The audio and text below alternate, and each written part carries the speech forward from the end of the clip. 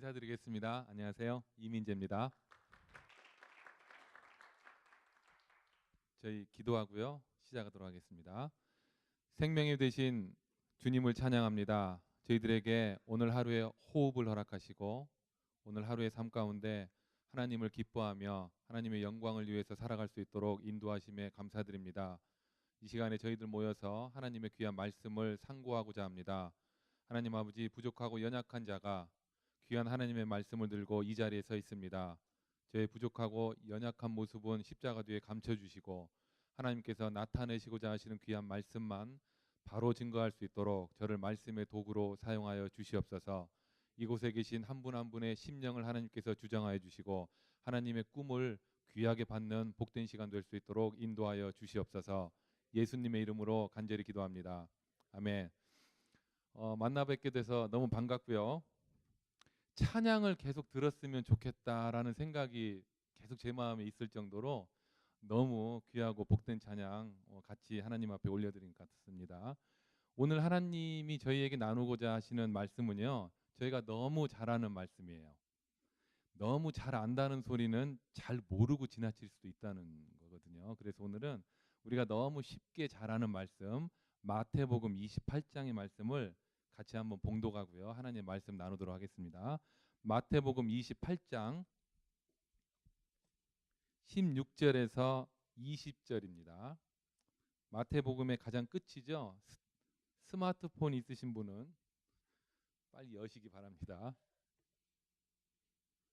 자, 찾으셨어요? 마태복음 28장 16절에서 20절까지 말씀 한 목소리로 봉독하겠습니다.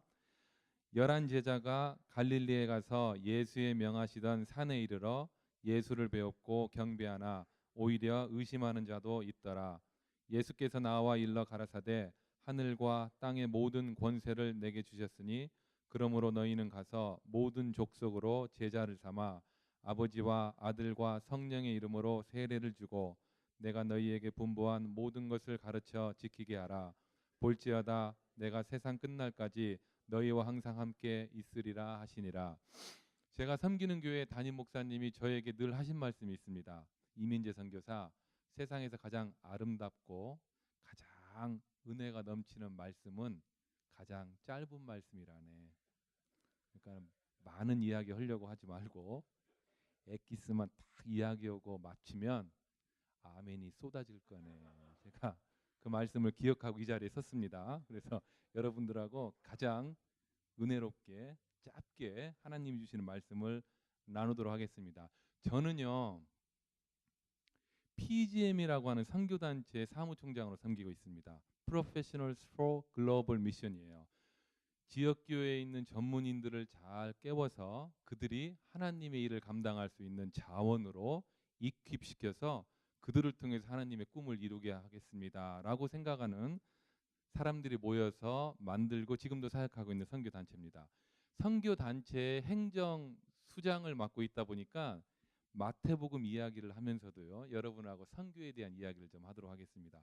오늘 제목은요, 선교의 기본 원리라는 제목으로 여러분들하고 나누도록 하겠습니다. 이 말씀은 여러분들이 너무 잘 아시는 말씀이에요. 지금 이 말씀 이전의 사건은요, 예수님의 십자가 처형과 죽음의 사건이 있습니다. 그리고 예수님께서 무덤에 묻히시고 말씀대로 사흘 만에 부활하시고 제자들에게 나타나시고 나타나셔서 하시는 말씀이 선교에 대한 명령, 지상 명령, 우리가 말하는 대사명에 대해서 선포하시는 장면입니다. 그리고 예수님께서 하늘나라로 올라가시기 전에 유언적으로 말씀하시는 당부의 말씀을 지금 이곳에서 하고 계시는 겁니다. 저는 이 장면을 생각할 때마다요, 세상에서 가장 불쌍한 사람을 한 사람 뽑아봐라 그러면은요, 예수님인 것 같습니다. 3년간 죽을 힘을 다해서 데리고 다닌 제자에게 배신당하셨고요, 죄 없이 욕먹고 고난받고 그리고 맞아 죽으셨습니다. 그리고 난 다음에 죽음을 당하신 십자가 앞에는요, 예수님이 그렇게 사랑했던, 예수님이 당신의 생명을 내놓고 사랑했던 제자는 단 한 명도 남아있지 않았습니다. 그리고 부활을 하셔가지고 당신의 육체를 보여주셨음에도 불구하고요, 끝까지 의심하는 제자도 있었습니다. 이 정도의 상황이면 저 같으면은 죽어버리고 싶은 심정일 것 같습니다. 이 부분까지만 우리가 생각을 해보면 철저하게 실패한 한 선생님과 철저하게 실패한 그분의 제자들의 만남 정도의 이야기로 끝날 것 같습니다. 그러나 진짜 이야기는 이때부터 시작해서 지금 이 순간까지 그 이야기는 계속해서 흘러오고 있습니다. 선교라는 것은요, 내가 계획하고 준비해서 시작하는 것 같지만 여러분들이 준비하고 계획하고 여러분들의 경험과 여러분들의 배움과 학식과 지식을 통해서 하시는 것 같지만 성경에는 분명히 써 있습니다. 주님이 지시한 산에 이르러서, 이 말씀은요, 카이로스, 하나님의 때가 있다는 겁니다. 주님이 계획하시고 부르시는 때를 준비하고 기다리는 게 선교의 시작입니다.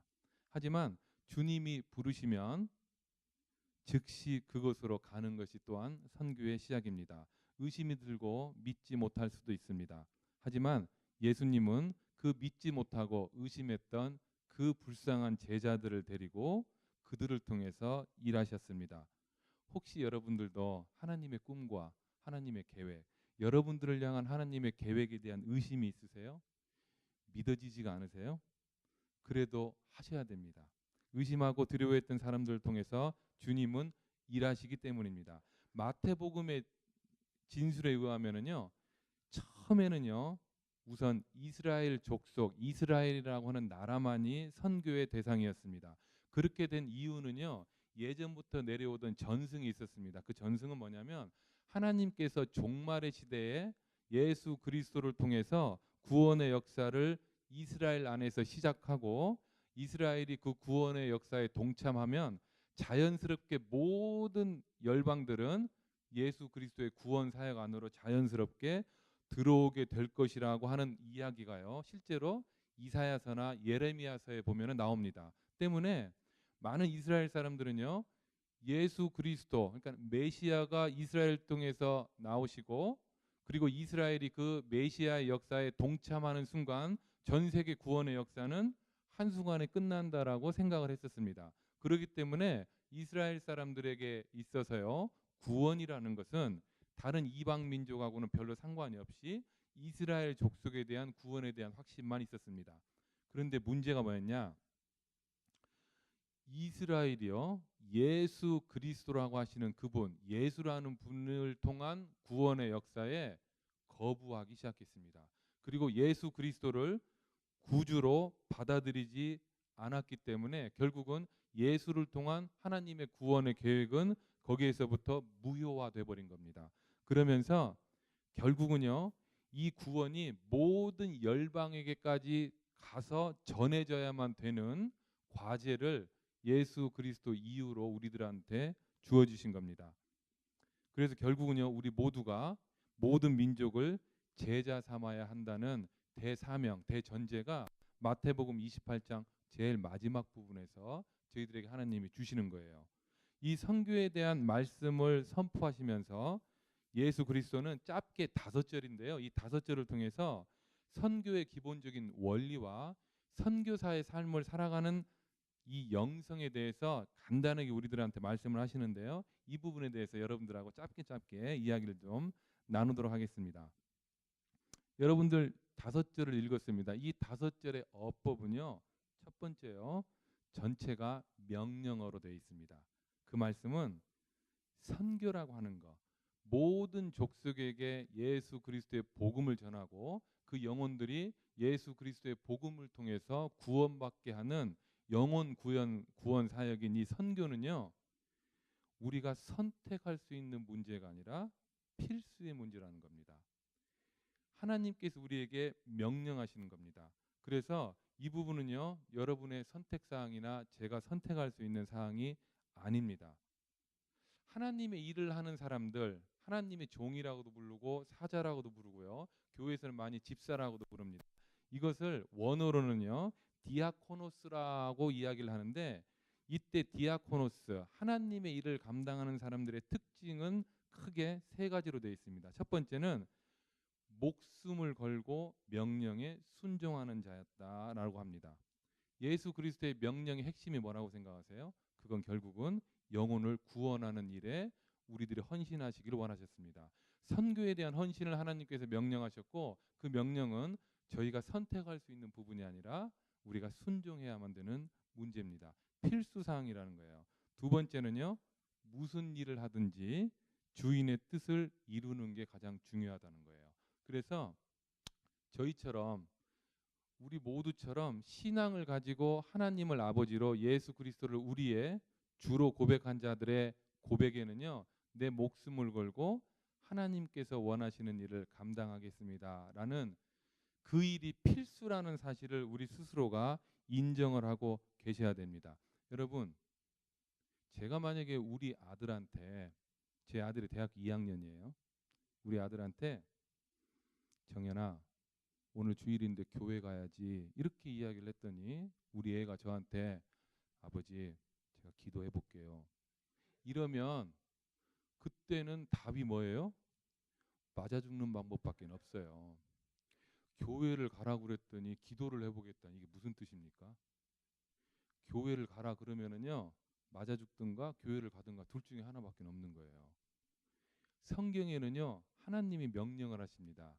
민재야, 미안하고 힘들겠지만 네가 사람을 살리는 일에 헌신하기를 바란다라고 하나님이 명령을 하셨는데, 그 명령에 제가 만약에 하나님 기도 좀 해보고 알려드릴게요, 이것은요 죽음을 의미하는 겁니다. 그래서 가끔은 99%의 순종은 불순종이라는 말이 거기에 있는 거예요. 여러분, 우리가 선택할 수 있는 게 있고, 선택의 문제가 아니라 필수로 해야 될 문제가 있습니다.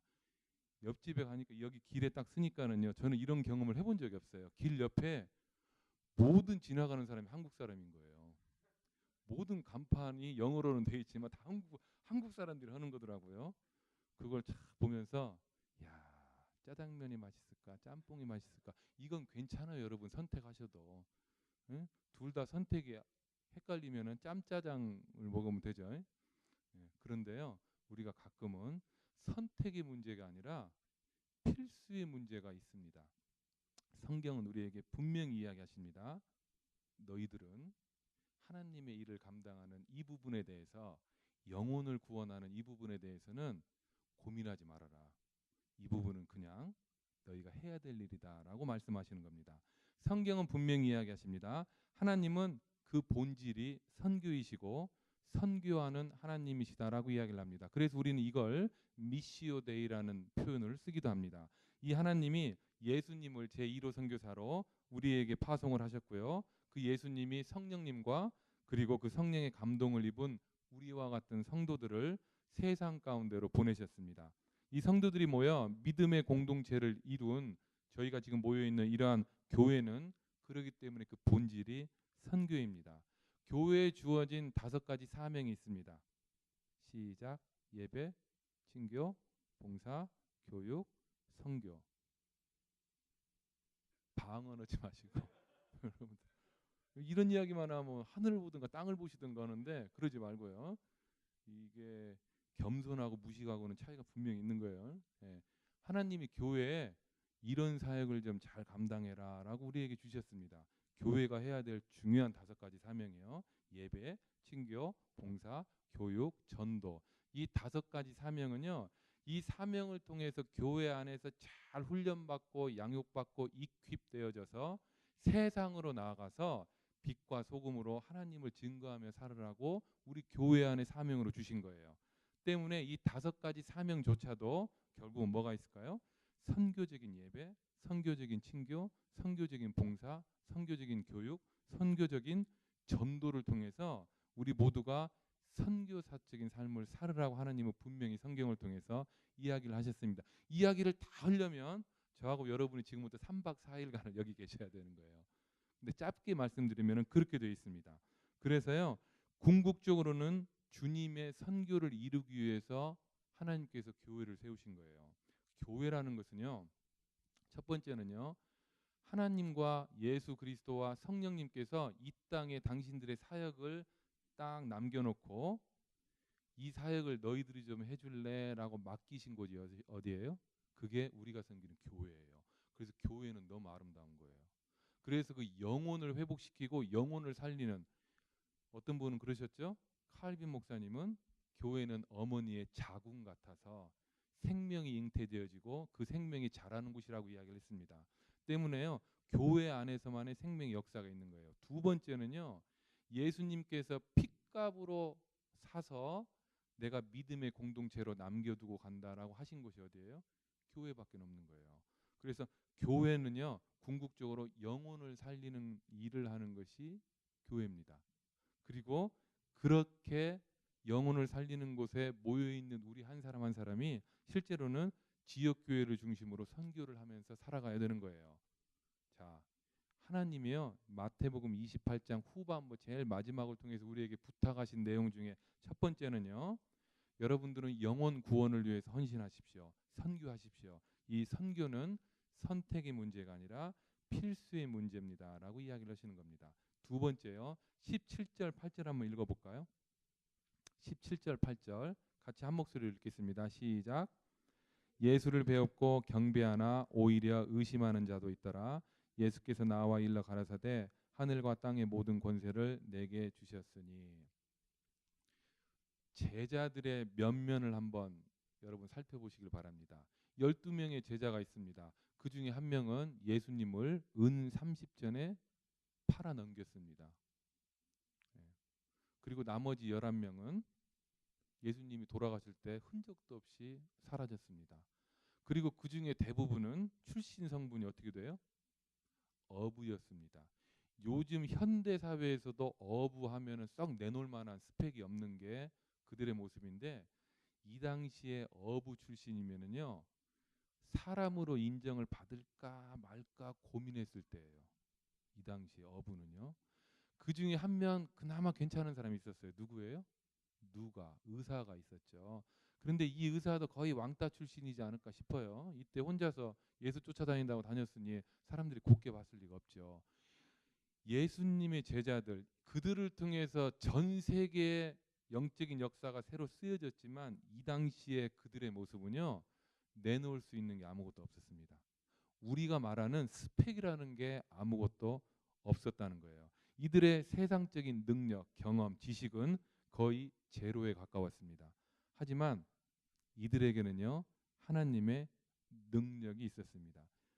여기를 성경을 보시면은요, 17절에 예수님을 뵙고, 어떤 예수님을 뵀어요? 십자가에서 돌아가시고 숨이 끊어진 예수님, 물과 피를 다 흘리시고 시체로 있는 예수님을 보고 도망갔던 제자들이 죽어 있는 예수님이 부활해서 내 앞에 있습니다.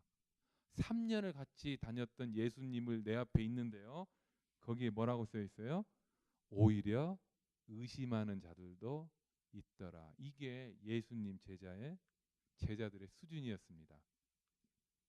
그런데요, 이들을 통해서요, 하나님이 일하기 시작하십니다.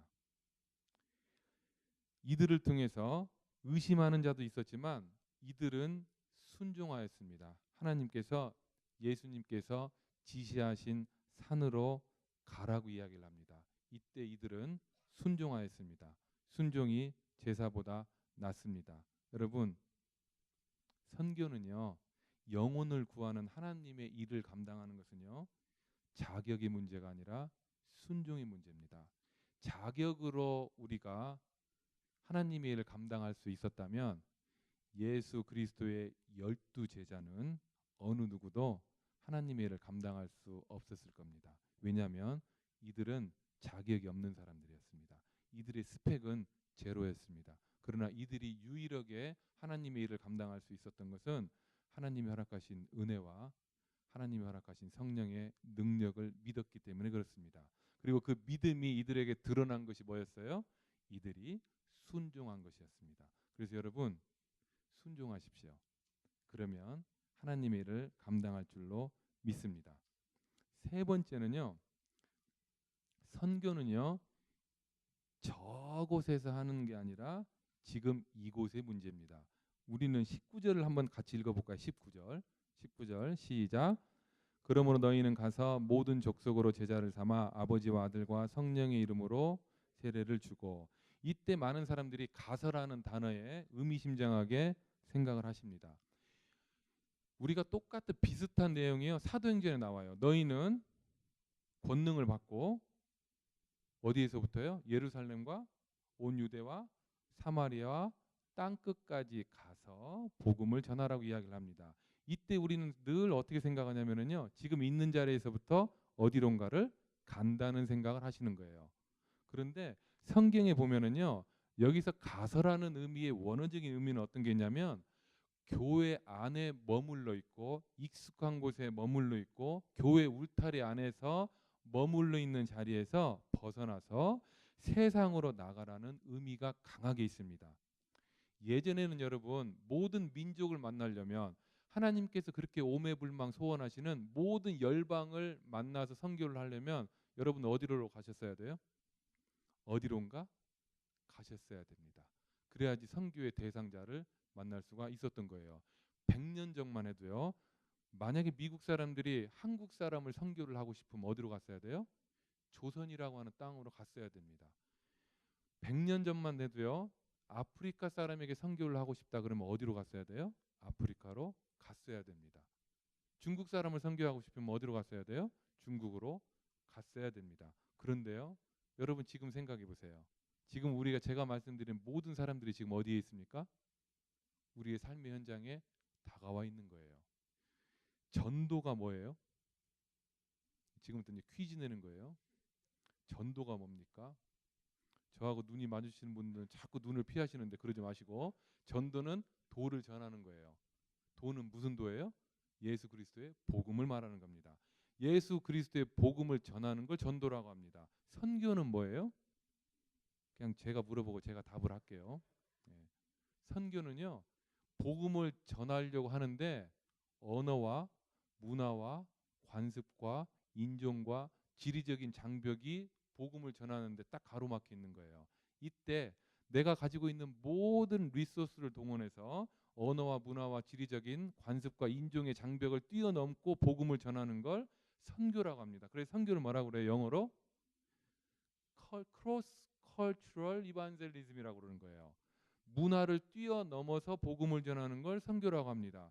때문에 예전에는 선교를 하려면 나와 다른 종족, 다른 언어, 다른 문화권, 다른 곳에 있는 사람들에게 복음을 전하려면 내가 어디론가 갔어야 돼요. 이 이야기를 여러분들하고 잠깐 해볼게요. 선교가요, 한 150년 전, 200년 전부터 우리 신교, 구교 말고요, 캐톨릭 말고 우리 프로테스탄트의 그 선교의 역사를 보면 첫 번째 선교는요 내지 선교라고 합니다. 배를 타고 어디론가 가요. 가서 배가 딱 정착을 하면 거기에서 선교를 하는 거예요. 그래서 윌리엄 캐리가 인도에 가서 인도에서 배를 딱 대놓고 거기서 선교를 했습니다. 그래서 선교의 제1시대를 연안 선교다라고 이야기를 합니다. 그리고 조금 있다가 허슨 테일러가 중국에 가서요. 왜 해안에서만 선교를 해야 됩니까? 내지로 좀 들어가면 어떨까요? 해서 내지로 들어가는 선교의 시대가 허슨 테일러를 통해서 중국에서 이루어졌습니다. 이걸 선교의 제2시대라고 이야기를 합니다. 세 번째는요. 윌리엄 타운센드 같은 사람이 위클립 창시자죠. 이분이 과테말라를 갔습니다. 과테말라를 가서 스페니쉬로 이야기를 딱 했더니 사람들이 못 알아듣는 거예요. 이게 무슨 일일까 했더니 인구 1200만 명의 과테말라 안에요. 다른 언어를 쓰는 종족이 50개 이상의 종족이 있다는 걸 발견한 거예요. 이때부터 선교는 종족 선교, 부족 선교를 해야겠습니다라고 해서 제3시대가 종족 선교 시대가 이루어진 거예요. 그래서 제3시대를 통해서 어떤 이야기가 막 일어나기 시작했어요? 미전도 종족이라는 단어가 그때부터 일어나기 시작한 거예요. 미전도 종족은 12,000개 중에서 지금 9,000개 정도가 복음이 증거되어졌고요. 3,000개 정도의 종족이 지금 현재 미전도 종족으로 남아 있습니다. 미전도 종족의 의미는 전체가 2% 이하가 복음화됐을 때를 미전도 종족이라고 이야기를 하는 거예요. 그러니까 그리스도인이 하나도 없는 건 아니에요. True Believer가 2% 이하의 종족은 미전도 종족이라고 이야기를 하는데 그게 한 3,000개 정도가 아직 남아 있다고 합니다. 이 시대까지 연안 선교, 내지 선교, 그리고 종족 선교까지는요. 우리가 가지고 있는 문제가 뭐였냐면 선교의 대상자를 만나고 싶으면 어디로 갔어야 돼요? 그들이 있는 곳으로 갔어야 돼요. 그런데 지금 시대는 여러분 생각을 해보세요. 지금 시대는 여러분들 중국 선교 하고 싶으세요? 중국 선교 가려면 한 4,000불 들어요. 2주만 갔다 오려면요. 비행기 값에 사역비에 일 못해서 손해 보는 거. 2주 정도 중국 선교 갔다 오는 건 너무 귀하고 아름답습니다. 그런데요. 2주 중국 갔다 온 다음에 왜 50주 동안 우리 옆집에 사는 중국 사람한테는 복음을 한 번도 안 전할까? 예. 남미 선교를 그렇게 하고 싶어가지고 막 1년 동안 준비해가지고 남미 선교를 잘 갔다 왔어요. 왜 내 위층에 살고 있는 남미 사람한테는 복음을 한 번도 안 전할까? 비행기 타고 갈 필요도 없고 돈 드는 것도 아닌데 우리가 지금 그러고 살고 있는 거예요. 제가 26년 동안 미국에 살고 있습니다. 미국에 26년 동안 숱하게 돌아다녔는데요. 어떤 미국 사람도 단 한 번도 저에게 너 혹시 예수 믿니? 하고 물어본 사람이 없더라고요. 예. 한국의 선교사를 파송하고 난리를 친 미국이 자기 옆집까지 내가 와 있어 주는데 나한테 아무도 복음 안 전해요. 여러분, 여러분들 막 선교하고 싶으세요? 막 아프리카, 중동, 막 중남미, 막 동남아시아, 중국, 막 이슬람, 막 할렐루야 막 그러세요? 그러긴 하시는데 여러분이 다니는 학교, 여러분의 직장, 여러분의 사업처, 여러분의 늘 숨쉬고 돌아다니시는 이곳에 있는 그들에게는 복음 전할 생각을 안 하시는 거예요. 선교는요. 어디론가 가서 나중에 복음 전하는 게 아니에요. 성경에 보면은요. 뭐라고 그랬어요? 너희는 가서 전하는데 어디에서부터요? 예루살렘에서부터 온 열방까지 너희가 있는 그곳에서 하나님의 복음을 전하라는 거예요. 전 세계에요. 한국 사람만 850만 명이 흩어져 있습니다. 물론 전 세계 가장 많이 흩어져 있는 민족은 어딜까요? 이탈리아. 이태리 사람들이에요. 6천만 명이 흩어져 있어요. 유대인도 있고요. 중국 사람이 두 번째로 많이 흩어져 있어요. 그렇게 많이 흩어져 있는데 한국 사람들은 다섯 번째로 많이 흩어져 있습니다. 전 세계 850만 명이 185개국에 흩어져 있습니다. 그리고 그 중에 173개국에 한국 사람이 한인 교회를 세웠다고 보통 이야기를 합니다. 그 정도로요. 전 세계 한인들이 흩어져 있어요. 바이스 버사요. 전 세계에서요. 내가 태어난 곳을 떠나서 사는 사람이 2억 명입니다. 그런데요. 내가 내 민족이 살고 있는 곳을 떠나서 태어나서 사는 사람들이요. 10억이 넘어요. 그리고 향후 10년 이내에 그 숫자가 25억쯤 될 거라고 그래요. 다시 말하면 대한민국 사람이 대한민국에 안 살고 있고요. 영국 사람이 영국에 안 살고 있고 중국 사람이 중국에 안 살고 흩어져 살게 되는 인구가 전 세계 인구가 2013년도 1월 1일 기준으로 71억입니다. 그중에 앞으로 향후 5년 정도 지나면은요 25억 정도의 인구가요 자기 나라 자기 민족이 있는 곳이 아니라 전 세계를 흩어져 떠돌면서 살게 됩니다. 여러분 선교는요 저기에 가서 저 사람한테 선교하는 게 아니에요. 여러분 여러분들의 삶의 현장을 생각해 보세요. 여러분들하고 다른 종족, 다른 언어, 다른 문화를 쓰는 분들이 여러분들 옆에 살고 있다면 그곳이 선교지고 여러분이 선교사의 삶을 살 수 있을 줄로 믿습니다. 아멘. 런던에는요 320개 언어가 쓰이네요. 여러분들이 살고 있는 뉴욕에는 몇 개의 언어가 쓰일 것 같으세요? 쓰여지고 있는 언어가 공식적으로 230개라고 그래요. 그 말은요 230개의 종족이 최소한 뉴욕에서 모여 살고 있어요. 여러분들이 내가 저 종족을 선교를 하고 싶다라고 꿈을 꾸시면은요 저한테 말씀해 보세요. 이 지역에 있는 종족 찾아드릴게요. 100% 여기에 있어요. 왜냐하면 우리가 230개를 몰라요. 230개 종족 이야기해 보세요. 한 30개 이야기하면 그 다음에 몰라요. 때문에요.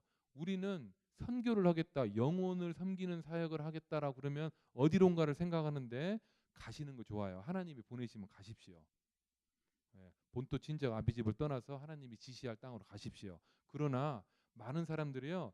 하나님이 지시할 땅을 가는 것을 기다리느라고 버티고 있는 거예요. 그렇게 지시할 땅을 사명으로 받고 간 사람이 몇 명이에요? 한국 선교사가 2만 3천 명이에요.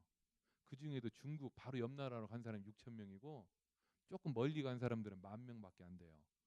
결국은요 1,000만 성도 중에 0.23%만 하나님이 주신 선교의 비전을 갖고 어디론가 가신 거예요. 그러면 하나님이 0.23%한테만 하나님의 비전을 주셨을까요? 저는 절대 그렇게 생각 않습니다. 성경도 절대 그렇게 이야기 않습니다. 성경은 모든 신앙인들이요 선교하고 살으라고 이야기를 했는데요. 그렇다면 나머지 99.73%는 뭐 하는 거예요? 왜 우리가 이런 일이 생기는 줄 아세요? 선교는 저기로 가서 저 사람한테 해야 된다고 생각하기 때문에 그렇습니다. 선교는요 하나님이 여러분 곁에 보내준 사람들이 다 있어요. 내가 지금 있는 이곳에서 지금 이 순간에 선교를 해야 됩니다. 믿으세요? 아멘. 특별히 아멘을 안 하시는 이유가 있어요? 안 하시는 분? 뭐 좀 꼬우세요? 하셔야 돼요. 이곳이 선교지예요. 뉴욕 같은 곳이 전 세계 어디 있어요? 아멘. 제가 간단하게 지금 요즘 상황을 설명을 해볼까요? 여러분 한 분 한 분이 여기서 벗어나면 안 돼요. 이슬람하고 이야기를 자꾸 많이 하잖아요. 이슬람은요 지금 현재 인구가 몇 명이라고 2013년도 71억. 2분 전에 이야기한 것이 기억이 안 나세요 지금. 71억. 그 중에 이슬람이 몇 명인 줄 아세요? 16억이에요. 크리스찬은 몇 명인 줄 아세요?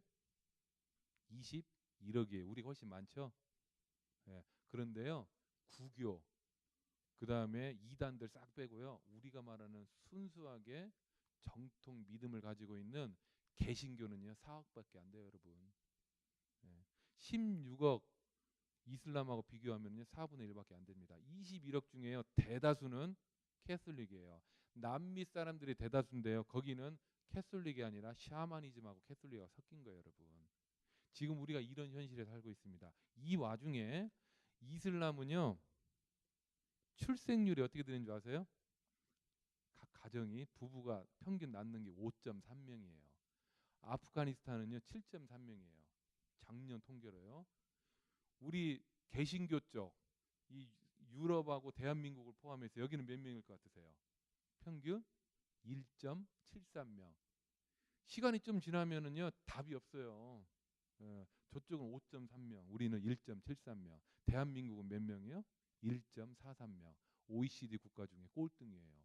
시간이 가면은요 30년 후에는 대한민국 인구가 몇 명 되는 줄 아세요? 1,900만 명으로 줍니다. 이 상태로 가면은요 두 명을 못 낳기 때문에 시간이 지나면 대한민국은 없어져요. 예수님 빨리 안 오시면. 상황이 이래요. 더 위험한 상황. 개신교에서 선교사 한 명을 파송할 때 이슬람은 몇 명을 파송할 것 같으세요? 3초만 줄게요. 하나, 둘, 셋. 돈도 안 드는데 그냥 이야기해 보세요. 몇 명쯤 파송할 것 같아요? 10명. 400명. 400명. 예. 400명의 선교사를 파송해요. 우리가 한 명 파송할 때 지금 이러고 있는 현실이에요. 그런데 생각해 보세요. 훈련 받아서 내가 저쪽 갈 때까지 나는 그냥 지금은 그냥 여기 있을게. 하나님은 그렇게 아마 절대 계획 안 하셨을 거예요. 우리가 그렇게 생각을 하는 거예요. 여러분 모두가 선교사인 줄로 믿습니다. 아멘. 왜요? 여러분들이 선교 현장에 계시기 때문에 그러는 거예요. 예. 그리고 선교의 대상자들 하나님이 여러분들에게 보내주신 줄로 믿습니다. 그래서요. 선교는요 나중에 저곳의 문제가 아니라 지금 이곳의 문제예요. 그래서 우리는 이걸 PGM에서는요 Here and Now 선교라고 이야기를 합니다.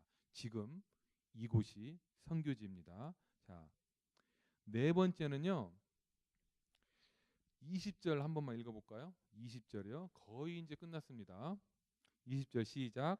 내가 너희에게 분부한 모든 것을 가르쳐 지키게 하라. 볼지어다 내가 세상 끝날까지 너희와 항상 함께 있으리라 하시니라. 여기에서요 제자를 삼으랍니다. 제자를 삼으라는 것은요 나를 따르는 사람을 만들라고 하시는 거예요. 나를 본받으라고 말씀하신 사도 바울처럼 믿음의 자녀를 낳으라는 겁니다. 아비는 자녀를 낳습니다. 자녀를 삼는 것, 제자를 삼는 것은요 아비의 희생과 고통이 따르는 겁니다. 나의 삶이 따라줘야 됩니다. 예수님도 나를 따르라고 말씀하시면서 자기의 목숨을 내주셨고요. 사도 바울도 나를 본받으라고 하면서 찢겨서 죽음을 내놓았습니다. 제자로 삼는다. 그리고 또 하나는요, 가르쳐 지키게 하라고 합니다. 교육학개론의 첫 장을 넘기면은 나오는 단어가 있죠. 뭐예요? 나오는 문구가 있습니다. 정치학 개론의 첫 장을 딱 넘기면은요, 하는 말이 있어요. 한 나라의 정치 수준은 그 나라의 국민 수준을 절대로 넘지 못한다. 이게 써 있어요. 두 번째, 교육학 개론으로 가면은요, 아이들은 말하는 대로 듣지 않고 본대로 행합니다. 이렇게 써 있어요, 여러분. 예. 여러분들 선교가요, 말로 해서 복음 전하는 걸로 끝날 것 같으면 얼마나 편할까요? 그런데요, 선교는요, 일이 아닙니다. 우리의 삶의 자세와 태도의 문제, 우리 신앙인의 삶의 모습입니다. 가르쳐서 지키게 하는 게 얼마나 힘들까요? 예수님이요, 이들에게, 제자들에게 명령하신 것은요, 가서 내가 누구인가 전하고라는 게 아니라요, 내가 너에게 3년 동안 가르치고 보여주고 지키게 하라고 한 거 다 기억하지?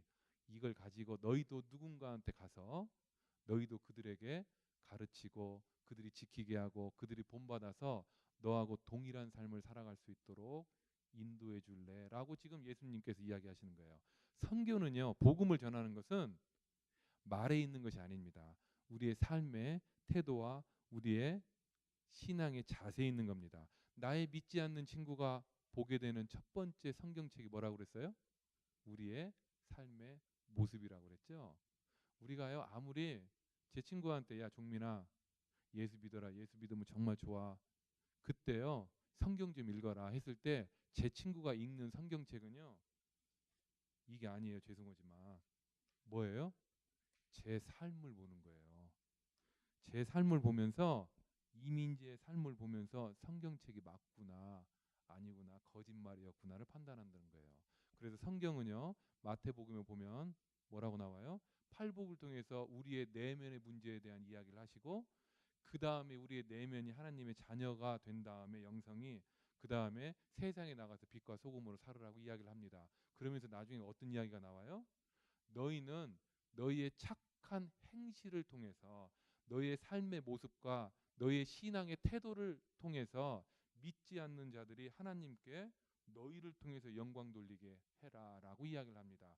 많은 믿지 않는 사람들이 하나님을 알게 되고 하나님께 영광 돌리는 유일한 방법은요, 우리의 말에 있는 게 아니에요. 물론 제가 지금 성경 말씀의 역사, 말씀의 능력, 좌우의 날선 어떤 검보다 예리한 그 말씀의 능력을 무시하는 게 아니라요, 우리의 입술을 통해서 나가는 그 말씀이 예리하게 믿지 않는 자들에게 역사하려면은요, 우리한테요 뭐가 있냐면 말씀에 따르는 삶의 모습이 필요한 거예요. 그래서 성경에서는 하나님의 사람을 뽑을 때요, 성령으로 충만하고 영적으로 충만한 사람과 동시에 어떤 사람이에요? 세상 사람에게도 칭찬받는 행실이 정결한 사람을 뽑으라고 이야기를 하는 거예요. 예. 그래서 성교는요, 더 이상 일이 아니라 우리의 신앙인의 자세와 태도의 문제입니다. 마지막으로요, 성경에 보니까는요, 내가 세상 끝날까지 너희와 항상 함께 있겠다고 이야기를 하십니다. 이 말은요, 선교라는 거, 하나님의 일을, 하나님의 꿈을 같이 나누고 하나님의 동역자가 돼서 영혼을 위해서 희생하고 헌신하는 그 아름다운 동역의 길은요, 부담이 아니라 축복이라는 거예요. 너희는 먼저 그의 나라와 그의 의를 구하라. 그래야면 나머지 모든 것은 주님이 책임져 주신다고 저희에게 분명히 약속하셨습니다. 저는 다른 것은 다 안 믿어도 성경은 믿는 사람이에요. 여러분들 믿으세요? 예, 저는 저를 못 믿어요. 왜냐하면은 저를 제가 봐도 못 믿을 종자예요. 그런데 저는 성경을 믿어요. 성경에 뭐라고 써 있어요? 그의 나라와 그의 의를 먼저 구하고 나면 나머지 네가 알지 못하는 것까지 다 채워줄게라고 하나님께서 이야기를 하십니다. 여러분 그 경험을 해보셨어요? 그 경험을 해보시려면 여러분들한테 필요한 게 뭔지 아세요? 먼저 그의 나라와 그의 의를 구하는 부분이 필요하시다는 거예요. 그런데 우리는 그 부분이 약해요. 왜냐하면 이거 놓으면은 아무것도 안 될 것 같거든요. 이거 붙잡은 거 놓으면은 인생이 끝날 것 같거든요. 낭떠러지에서 떨어지면 끝날 것 같거든요. 옛날 어떤 분이 하신 말씀이 있죠. 떨어져 봐야지 날개가 있다는 걸 안다고 하신 말씀처럼 못 놓는 거예요. 죽어도 못 놓는 거예요. 막 마지막 이거 놓으면 내 인생 끝날 것 같은 거예요. 여러분들 특별히 젊은 분들 막 내 인생에 여러분 아직 인생에 지금 만약에 25살이면은요 75년을 더 살아야 돼. 지겹지도 않아요. 여러분들 나이면 100년은 그냥 살아요. 이제 120년 살아야 돼요. 막 눈 떴더니 아직도 천국 아니고 할 일도 없는데 50대에 짭 잘려가지고 빈둥거리고 있는데 막 70이 돼도 눈 뜨고 80이 돼도 눈 뜨고 90이 돼도 눈 떠봐요. 빨리 천국 갔으면 좋겠는데 여러분이 난리 나는 거예요 이때. 그런데 여러분 지금도 그냥 내 거 작은 거 내 거 뭐 하나 지금 젊었을 때 뭔가 투자하고 뭔가 희생해 볼 막 과감하게 도전해 볼 것이 없으면 나이 들으면 어쩔 거예요. 제 나이가 되면 여러분 제가 내일 모레면 50인데 어쩌려고 그러세요? 지금 뭔가 하셔야 되는데요. 이거 놔보는 연습해야 돼요. 보세요. 내가 내 것을 딱 놓고 하나님을 딱 붙잡기 시작하면 하나님이 채워주십니다. 나는 전혀 꿈도 못 꾸고 나는 불가능하다고 생각하는 것들을 하나님이 채우시는 것 보고 뭐라고 그래요? 그걸 기적이라고 그러는 거예요. 그렇기 때문에 제대로 하나님을 믿으면은요 일반 세상 사람들이 기적이라고 하는 것이 우리에게는 매일의 삶이 되는 거예요, 여러분. 왜요? 하나님을 붙잡았더니 나는 불가능하다고 생각했던 걸 하나님이 막 채우시는 거예요. 그래서 기적을 체험하고 가는 거예요. 그래서 이단의 특징이 뭔지 아세요? 기적을 쫓아다니는 게 이단이에요, 보통. 크리스찬의 특징이 뭐예요? 그냥 하나님을 의지하고 살면은요 기적이 막 따라다니는 거예요, 여러분. 그래서 우리가 보이잖아요, 이렇게. 아니 저분은 매일의 삶이 기적 같고요. 기사와 이적이 나오는 거예요. 어떤 사람은 죽으라고 애쓰는데 한 번도 그런 걸 볼 수가 없어요. 왜요? 내가 붙잡고 가기 때문에 그러는 겁니다. 네. 그래서요 말세의 특징을 하나님이 설명할 때 뭐라고 그랬어요? 많은 사람들이 주여 주여 하면서 내가 하나님을 가장 사랑합니다라고 이야기를 하지만 실제 그들의 내면으로 들어가면 그들은 나보다 하나님이 하신 말씀이에요. 나보다 돈을 더 사랑하고 나보다 자기 자신을 더 사랑하기 때문에 그들에게는 소망이 없다라고 하나님이 단언하시는 거예요. 그래서 여러분 놓으시는 걸 하셔야 돼요. 왜 이것을 끝까지 붙잡냐? 하나님의 일을 감당하고 하나님의 동역자의 삶을 사는 게 부담이라고 생각하기 때문에 그래요. 4시간 쓰고 내 돈 쓴다고 생각하기 때문에 그렇습니다. 믿지 않는 자들이 말하는 기적이요. 우리의 일상의 삶이 되려면 여러분들 것을 놓으십시오. 그러면 하나님께서 여러분들하고 함께 하십니다. 항상 함께 있다고 이야기를 하십니다. 선교는 내가 하는 게 아니라 결국은 하나님이 하시는 겁니다. 내가 하면 한순간도 버틸 자신이 없습니다. 한순간도 계속 할 수 있을 만한 능력도 없고요. 경험도 없습니다. 지치고 힘듭니다. 그러나 만왕 되신 주님이 나와 함께 하시기에 그분을 붙잡고 그분의 시각으로 그분의 인도함을 따라가면은요. 물론 좁은 길이고 고난의 길이고 어려움의 길이지만요. 그 하나님이 나와 늘 함께 하시면 얼마나 행복할까요, 여러분? 그걸 꿈꾸셔야 돼요, 여러분. 이 세상에 사는 100년, 길게 따져서 100년이요. 금방 지나가겠더라고요. 왜냐하면 제가 벌써 우리 아내를 만난 지가 30년이 됐고요. 결혼한 지 25년이 됐어요. 그러니까 결국은 제가 23살 때 결혼했다는 건데 금방 100년 지나겠더라고요. 우리 와이프 표정이 별로 안 좋습니다. 지금 같이 왔는데. 예. 그런데 여러분 하나님 앞에 헌신해 보십시오.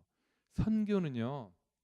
일상 내가 살고 있는 일상의 삶, 내가 살고 있는 오디너리한 삶을 벗어나서 뭔가 특별하게 새롭게 헌신하고 희생하는 게 선교를 말하는 게 아닙니다. 여러분 선교는요. 그저 하나님을 아버지로 고백하는 자들이 그리고 우리 스스로가 신앙인이라고 스스로를 부르는 모든 자들이 당연스럽게 가야게 될 일상의 길이 선교의 길입니다. 분명 그 선교의 길은요. 좁고 어둡고 고난의 길일 수도 있습니다. 하지만 죄와 허물로 죽어버린 나를 살리기 위해서 당신의 자녀를 죽이신 그것도 스스로 당신의 아들을 죽이신 그 하나님을 체험하셨다면 우리는 그 길을 가셔야 됩니다.